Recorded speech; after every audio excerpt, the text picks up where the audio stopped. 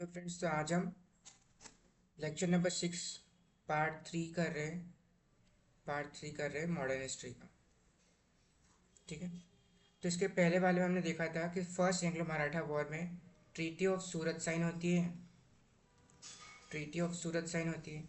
इसी के बाद ट्रीटी ऑफ सूरत के बाद ही कैंसल आउट होती है और ट्रीटी ऑफ पुरंदर जो है साइन होती है। ट्रीटी ऑफ पुरंदर में जो है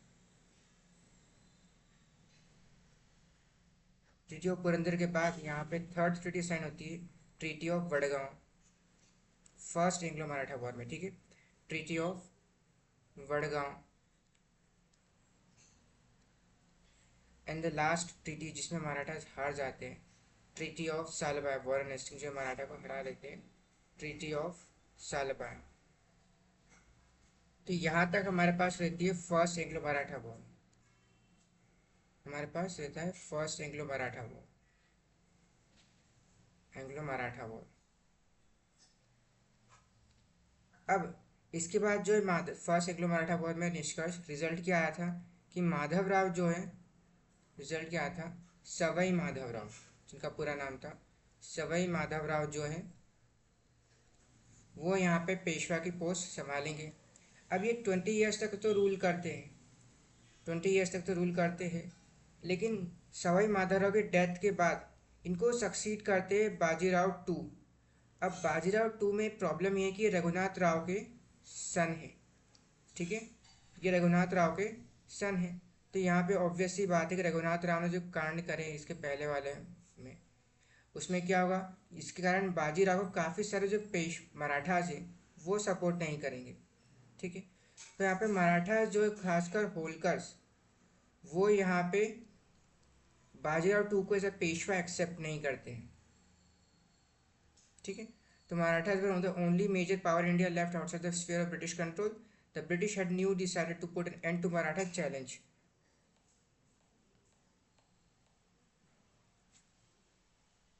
ठीक है। अब यहाँ पे ब्रिटिशर्स क्या है, वेलेस्ली, ब्रिटिशर्स जो है मराठा को completely power as a super power India में एंड करना चाहते थे। तो यहाँ पे वो इंटरनल पॉलिटिक्स में, इंटरनल अफेयर्स मराठास के अग्रेसिवली जो है काम करना स्टार्ट कर देते हैं।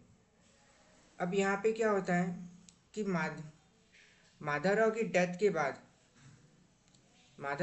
बाद बाजीराव को जो है, बाजीराव टू को एज अ पेशवा बनाया जाता है। ठीक है। अब बाजीराव टू ही रघुनाथ राव के सन हैं। यहाँ पे ज़्यादातर जो है मराठास है वो इस पे ऑब्जेक्शन लेते हैं। अब यहाँ पे होलकर जो है बाजीराव को चैलेंज करते हैं। ठीक है। होलकर जो है बाजीराव टू को चैलेंज करते हैं।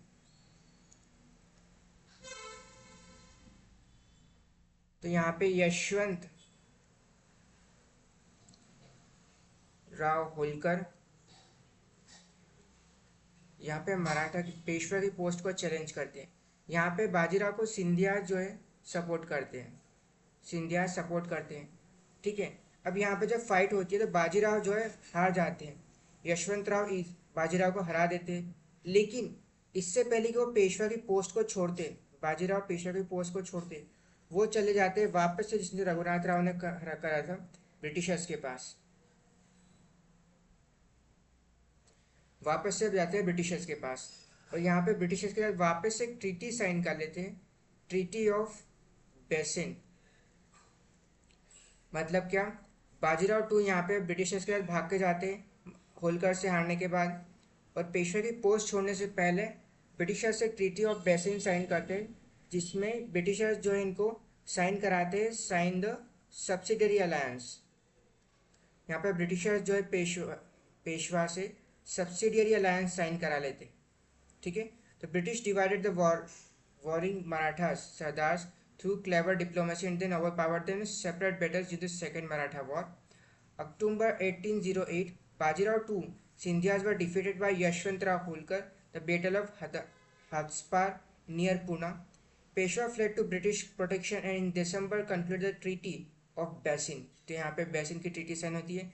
With the complete ceding territory of maintenance of subsidiary force, मतलब यहाँ पे अब मराठा की फोर्स हटा दी जाएगी और यहाँ पे Britishers subsidiary alliance, agreeing to treaty with no other power. This act on the part of Peshwa, their nominal overlord, horrified and disgusted the Maratha chieftains, and particular Sindhyas and the Bhosles contested the agreement. ठीक है, तो यहाँ पे treaty of Bassein में sign क्या होता है हम वो देखते हैं. It was subsidiary alliance treaty sign by Bajirao two with the British. The Peshwa accepted the company's protection and had to pay large annual subsidy. मतलब ब्रिटिश आर्मी जो है पेशवा को प्रोटेक्ट करेगी, उनकी वहाँ पे रहेगी, और साथ में जो पेशवा है उस आर्मी को मेंटेन करने के लिए पेमेंट जो है ब्रिटिशर्स को प्रोवाइड करेगा. ठीक है. English army will be station at Pune. Foreign relations with other states will go under British control. The Peshwa surrendered the city of Surat. The Peshwa gave up all claims for Chauth on the Nizam dominions. The British troops were permanently kept in Maratha territory, and up to the Marathas' independence and the British paramountcy in the Indian subcontinent was increased. Acceptance of British arbitration in all differences between Peshwa and other states increased influence of company. तो यहाँ पर practically Maratha की power कि Maratha pan India ruler बनना चाहते थे वो completely and हो जाता है यहाँ पे. और इसी में सेकेंड एंग्लो मराठा वॉर, जिसमें ब्रिटिशर्स जो है मराठास को टुकड़ों में करके हरा देते हैं और सब्सिडियरी अलायंस साइन कर लेते हैं ट्रीटी ऑफ बेसिन का. यहाँ पे second Anglo Maratha war conclude हो जाती है. ठीक है. तो यहाँ तक हमारी रहती है second Anglo Maratha war treaty of basin तक. इसके बाद आती है थर्ड एंग्लो मराठा वॉर. अब यहाँ पे बाजीराव में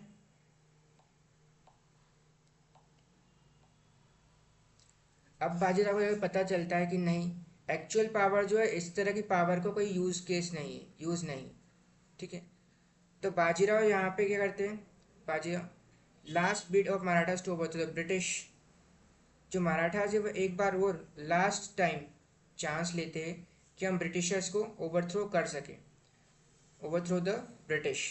The lead in organizing a united front of Maratha chiefs was taken by Peshwa, who was smarting under the rigid control exercised by the British resident. तो यहाँ पे बाजीराव टू यहाँ पे ब्रिटिशर्स को हराने की कोशिश करते हैं. However, once again the Marathas failed to evolve a concerted, well thought out plan of action. The Peshwa Bajirao II attacked the British residency at Pune. यहाँ पे पेशवा बाजीराव ब्रिटिश प्रेसिडेंसी पुणे में अटैक करते हैं.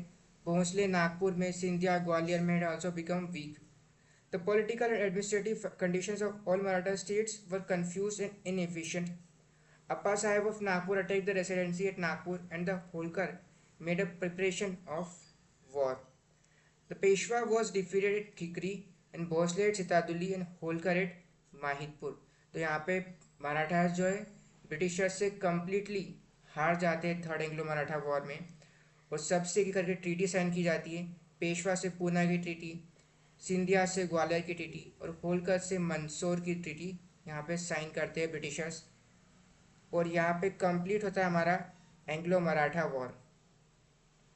अब यहाँ पे मराठा जो है इंडिया में कोई सुपर पावर नहीं बचते हैं, बिल्कुल ही कम्प्लीटली एक ब्रिटिशर्स के आर्मी पे, प्रोटेक्टेड आर्मी पे रहने वाले बन जाते हैं. ठीक है. तो यहाँ पे हमारे फिनिश होती है एंग्लो मराठा वॉर.